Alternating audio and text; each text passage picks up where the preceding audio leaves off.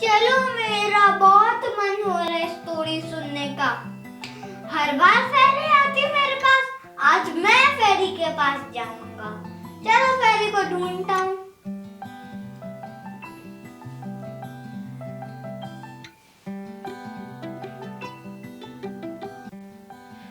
आप कैसे हो? अच्छा हूँ, मेरे को आपसे मिलने की बहुत मन हो रहा था और स्टोरी सुनने का भी। अरे वाह, स्टोरी भी सुननी है। हर बार आप आते हो, आज मैं आपको ढूंढते हुए आया हूँ। अरे वाह, मैं तो आपको देख के बहुत खुश हुई। मैं भी। और आपकी होली की तैयारियां कैसी चल रही हैं? अच्छी। अच्छी। तो स्टोरी सुननी है आपको? हाँ। तो हम एक स्टोरी बताते हैं। होली होली की आज स्टोरी बताते हैं। ठीक है? ठीक है। हैप्पी होली। एक समय की बात है, एक गांव में कमल नाम का व्यक्ति रहता था। उसके साथ उसकी बेटी पायल रहती थी। कमल अपनी बेटी को बहुत पढ़ाना चाहता था, उसे डॉक्टर बनाना चाहता था। डॉक्टर की कमी की वजह से अपनी बीवी को खोने का दर्द वो खूब जानता था। गांव में डॉक्टर की कमी की वजह से वह अपनी बीवी को बचा नहीं पाया था। उसका अफसोस उसे जिंदगी भर था।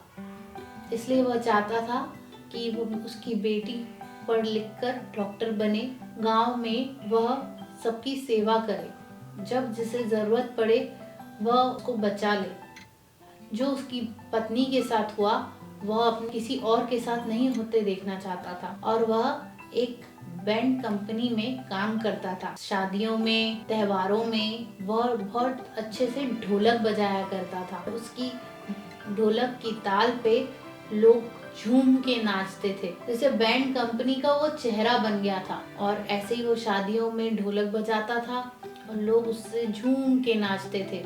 ऐसे ही एक शादी हो रही थी जिसमें वह ढोलक बजा रहा था।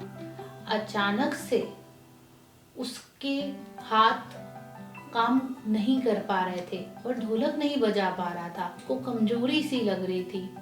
यही बात उसने अपने दोस्त ब्रिजेश को कही। ब्रिजेश ने कहा कि तुम्हें थोड़ा आराम कर लेना चाहिए, क्योंकि हमारे कमाई का जरिया तो यही है ना। और कमल की इतनी कमाई नहीं होती थी उससे। उसको रोज के सिर्फ 70 रुपए मिलते थे, जिससे वह अपना रोज का जरूरतों को पूरा करता था और अपनी बेटी को पढ़ाता था। तो वह अपने दोस्त का कहना मान के अपने घर चला गया उस दिन आराम करने के लिए। वह घर पहुंचा तो उसकी बेटी ने उससे पूछा कि पापा आप कैसे आज इतनी जल्दी आ गए। पिताजी ने उसे बताया कि मुझे आज हाथों में कमजोरी सी लग रही है, इसलिए मैं घर आ गया हूँ, तो मैं आराम करता हूँ आज। वह आराम करने चला गया। वह दूसरे दिन सुबह उठा और फिर से उसे हाथ में कमजोरी सी लग रही थी और वो ढोलक नहीं बजा पा रहा था। उसे बहुत दर्द हो रहा था हाथ में। उसकी बेटी ने कहा कि हमें डॉक्टर के पास चलना चाहिए।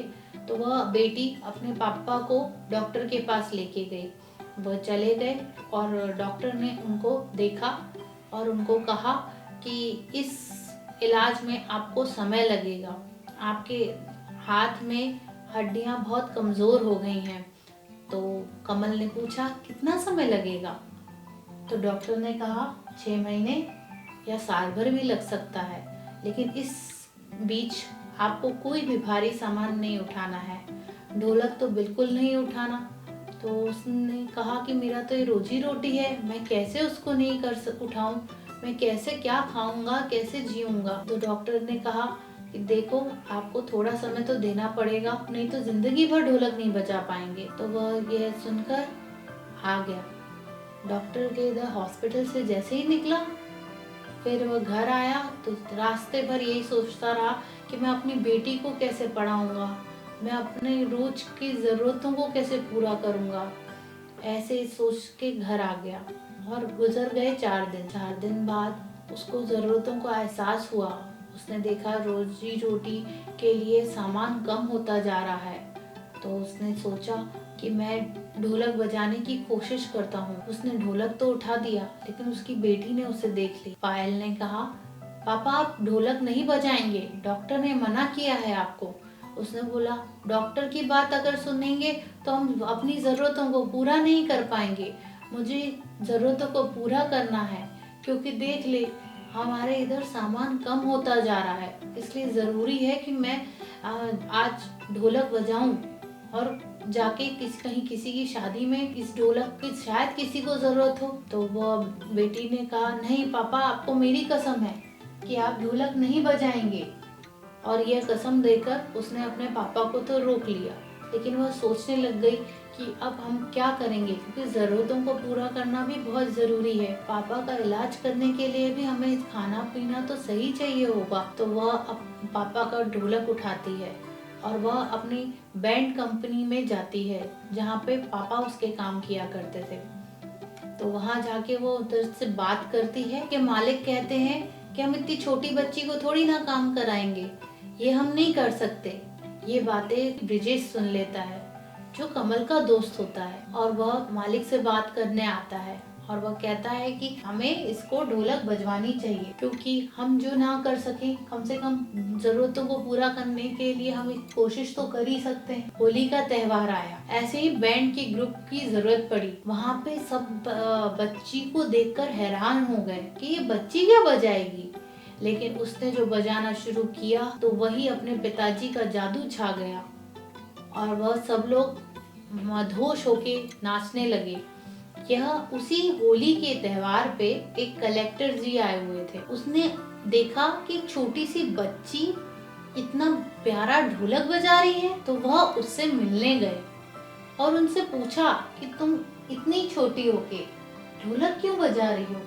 तो उसने अपनी पूरी दास्तान बताई कि अपने पिताजी के बारे में, अपनी जिंदगी के बारे में बताया। यह सब सुनकर कलेक्टर ने एक फैसला किया और एक घोषणा की कि जब तक कमल ठीक नहीं हो जाते तब तक उनकी रोज का खर्चा कलेक्टर जी उठाएंगे और पायल की पढ़ाई का भी खर्चा कलेक्टर जी ही उठाएंगे।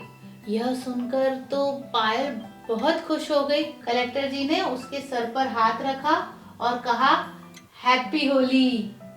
और यह उसने भी कहा, हैप्पी होली। और इसके बाद वह घर चली गई और घर जाके उसने अपने पिताजी को सारी बातें बताई।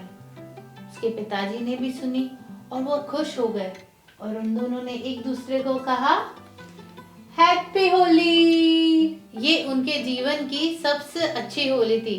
होली लाती है अनेकों रंग, लेकिन काला रंग बहुत खराब होता है। काले रंग जैसे उसका कमल का हाथ काम नहीं कर पाया, तो जैसे काला रंग उस पे चढ़ गया कि वह कुछ भी काम नहीं कर पा रहा था। दूसरी तरफ कलेक्टर जी ने आकर होली के सारे रंग उनके घर में भर दिए। तो ये थी हैप्पी होली कमल और पायल की। हैप्पी होली। हैप्पी होली। आप सबको भी होली की बहुत बहुत शुभकामनाएं।